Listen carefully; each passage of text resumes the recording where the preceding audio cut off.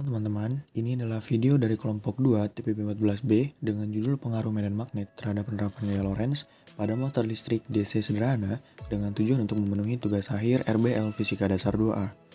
Kelompok ini terdiri dari 6 anggota, yaitu yang pertama adalah Bayu Adam Dwi Atmojo, kedua Frederick Nixon Sirait, ketiga Sonia Angelina Sinaga, keempat Gandhi Alfian, kelima Christian Febriano Damanik, dan yang terakhir saya sendiri Willy Hardantyo.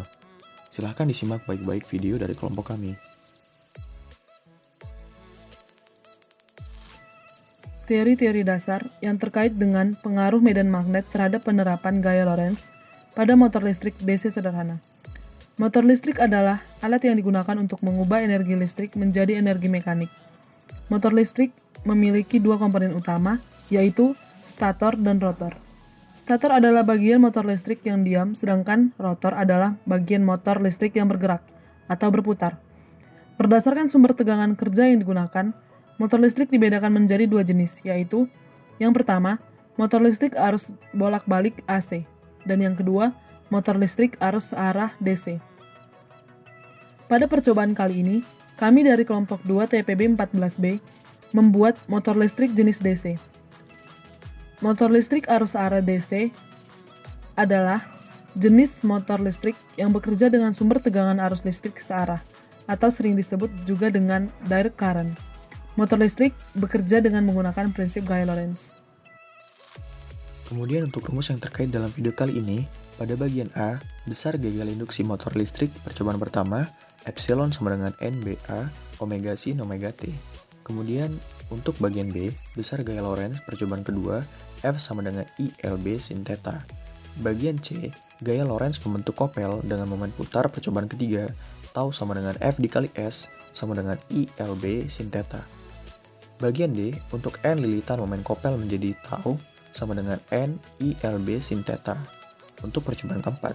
Dan untuk percobaan kelima adalah tau sama dengan N ILB A sin theta.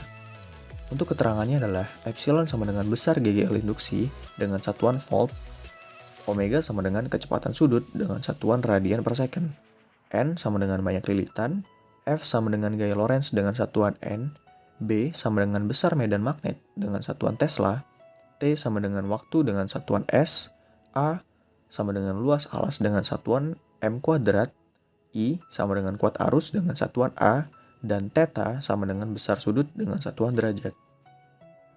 Langkah-langkah membuat alat. Yang pertama, menyiapkan kawat tembaga 0,8 mm dengan sebuah benda memiliki berdiameter lingkaran. Kemudian kita melilitkan kawat tembaga pada benda yang memiliki berdiameter lingkaran kira-kira 5-10 lilitan. Yang kedua, kita lepaskan lilitan dari benda yang berdiameter lingkaran, kemudian kita lilitkan ujung-ujung dari kawat pada kumparan dan usahakan agar kawat tegak lurus. Yang ketiga, setelah kita rapikan, kita akan menggosok bagian dari ujung-ujung dengan amplas. Hal ini dimaksudkan agar arus yang mengalir dari batu baterai bisa tersampaikan ke kawat, karena lapisan tembaga menghalangi arus, sehingga jika kita tidak menggosoknya, maka kumparan nantinya tidak akan berputar. Yang keempat, siapkan batu baterai dan juga peniti.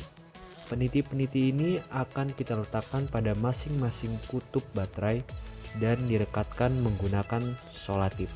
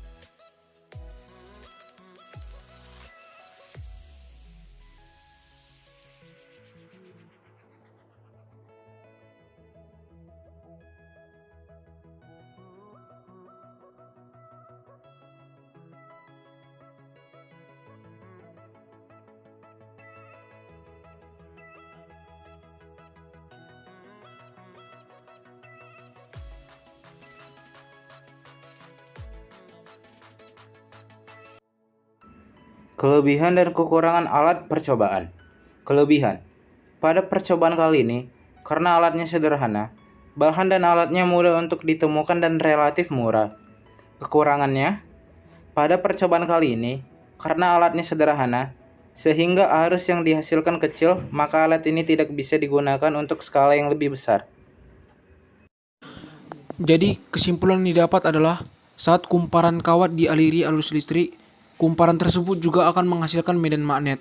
Kemudian, magnet yang diletakkan di dekat kumparan yang dialiri arus listrik akan menyebabkan terjadinya perbedaan gaya antara kumparan kawat dan magnet, sehingga menyebabkan munculnya gaya Lorentz. Sekian dari kelompok kami, mohon maaf jika ada kesalahan dalam penyampaian. Terima kasih.